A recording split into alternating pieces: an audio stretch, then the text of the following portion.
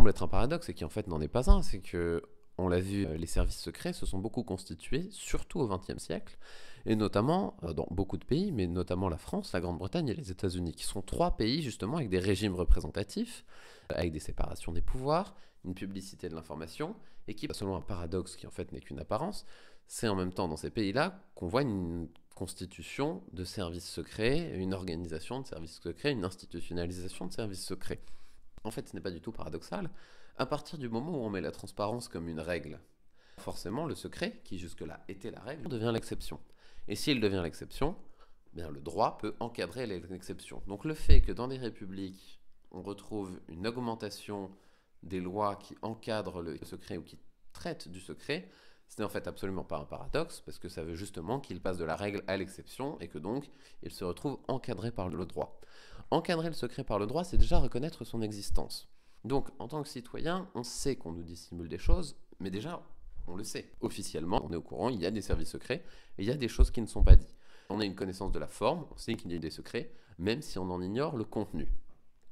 Enfin, il peut y avoir un encadrement légal sur le champ qui est couvert par le secret, donc les domaines, les intérêts fondamentaux de la nation, c'est ce qu'on voyait tout à l'heure, sur la durée dans laquelle les secrets sont maintenus, sur les modalités de contrôle, tout cela va être défini par le droit. Et même s'il y a une ignorance collective des contenus des secrets, il y a une prise par le droit et donc du coup par le régime démocratique, avec des moyens du régime démocratique, pour encadrer le secret et savoir délimiter sa place. Donc il y a une capacité de contrôle démocratique du secret, mis non plus en tant que règle, mais en tant qu'exception. Et c'est comme ça que c'est probablement dans cette situation-là, justement, que secret et démocratie se concilient. On va parler de l'encadrement du secret par la loi, donc dans le cadre de la France au XXIe siècle, en parlant notamment de l'activité des services de renseignement, du respect de la confidentialité des données et de la publication des archives. Alors, toute une réflexion sur le secret, elle a été assez importante au niveau des années 78-79. C'est 78-79, une date où on a eu effectivement beaucoup de lois qui ont été faites sur ce sujet-là, où du coup la question du secret et de sa place a été mise à l'agenda politique. En 1970, donc la loi garantit le droit au respect de sa vie privée. Le 6 janvier 1978, on a le droit à l'information et liberté, qui définit la liste des données à caractère personnel, donc les opinions politiques, philosophiques, l'appartenance syndicale, l'information relative à la santé, et qui encadre leur détention. Par exemple, ça vous semble totalement anecdotique, mais effectivement, au lycée, il y a effectivement des documents qui sont confidentiels, tout un tas de dossiers d'élèves, aux dossiers de santé, et quand il s'agit de trier les déchets, les papiers qui contiennent les informations sur la santé des élèves, et c'est la loi, ne sont pas jetés avec les autres papiers, parce que sinon n'importe qui pourrait les récupérer dans la poubelle. Ils doivent être transférés dans une poubelle spéciale, très encadrée pour être détruits, etc. Donc rien que dans un établissement public comme le nôtre, il y a des informations qui sont sous le cadre de cette confidentialité-là, parce que ce sont les données qu'on estime personnelles d'élèves.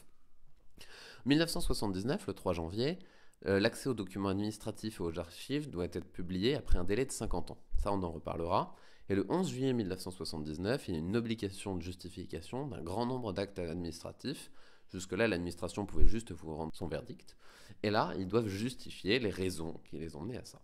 Dans le type d'arsenal juridique, en 2013, pour la transparence de la vie publique, après l'affaire Cahuzac, qui avait été une affaire de fraude fiscale d'un ministre, les élus sont obligés de rendre publique leur déclaration de patrimoine lorsqu'ils se présentent à des élections, notamment présidentielles. En 1991, on a une procédure sur les écoutes téléphoniques qui avait été mise en place, qui est assouplie en 2006, dans le cadre de la lutte contre le terrorisme. Et en 2007, on a une commission parlementaire du renseignement, qui est composée de 4 sénateurs et de 4 députés qui sont nommés, et qui vont être informés des activités des renseignements généraux et d'un certain nombre de documents classés, pour pouvoir contrôler leur action, avec l'idée que s'il y a abus, ils peuvent en faire prévenir, mais ils sont tenus de conserver ces secrets, sauf s'il y a abus. Il n'y a pas un contrôle direct du Parlement, mais il y a 8 parlementaires qui ont effectivement un pouvoir de contrôle sur certaines choses. Le Parlement, lui, a un contrôle uniquement sur le vote du budget. Cependant, il y a un certain nombre de limites. Si on parle justement de la publication des archives, il y a une loi qui oblige à la classification passer un délai de 50 ans. Mais de 1, l'administration garde, et c'est toujours la loi, un pouvoir discrétionnaire, c'est-à-dire qu'elle peut décider de ce qui sera déclassifié ou pas. Or, si l'administration garde un pouvoir discrétionnaire, donc elle a un pouvoir de décision sur ce sujet-là, ça veut dire forcément que parmi ce qui est classifié ou ce qui est déclassifié, les sujets les plus sensibles ne sont toujours pas déclassifiés. Premier point. Deuxième point, même s'ils le sont. Nous sommes en 2020. Ça veut dire que là, normalement, on est dans une déclassification des affaires des années 70.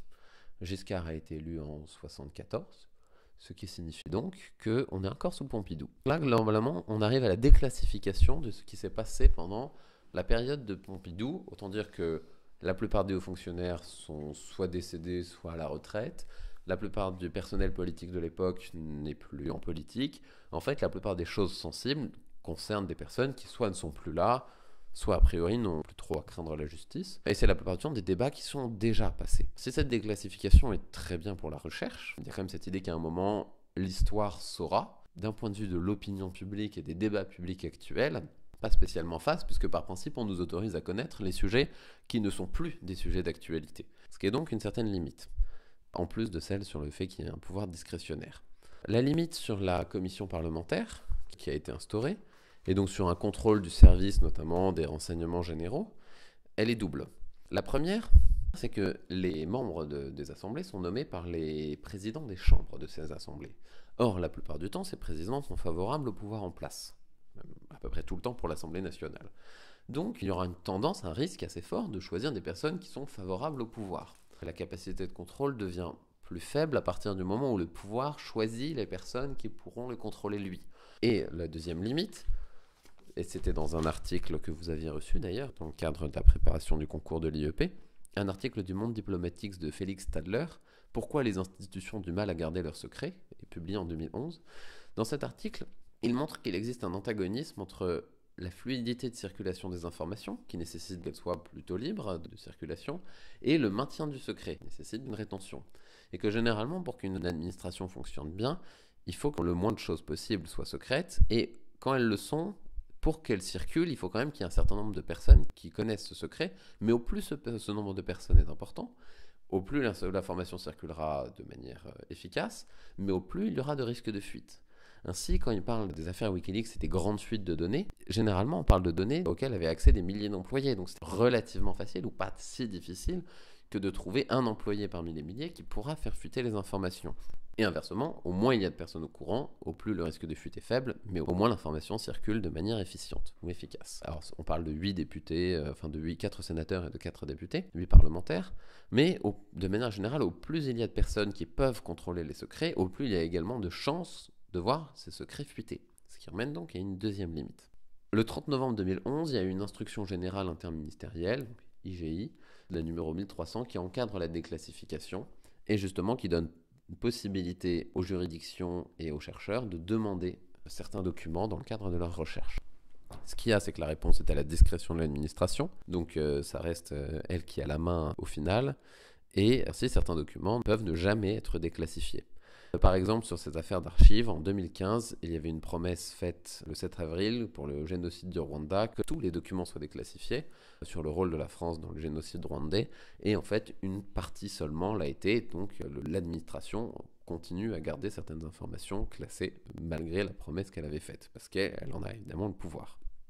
Donc d'une manière générale, soit on accorde un pouvoir discrétionnaire à l'administration, et dans ce cas il peut la gérer efficacement, mais la possibilité de contrôle est très faible, et donc le risque d'abus est grand, soit on permet un contrôle des citoyens qui est plus grand, mais dans ce cas, une capacité à garder des informations secrètes plus faible. Dans tous les cas, justement, il y a cette idée qu'avec le secret, même si on n'en connaît pas le contenu, il y a des moyens de déterminer démocratiquement le contour, les sujets auxquels il s'applique, les sujets auxquels il ne s'applique pas, et si on ne dépasse pas l'antagonisme entre démocratie, contrôle citoyen et existence du secret, il y a au moins un moyen démocratique d'encadrer le secret en choisissant où est placé le curseur du contrôle dans cet antagonisme-là.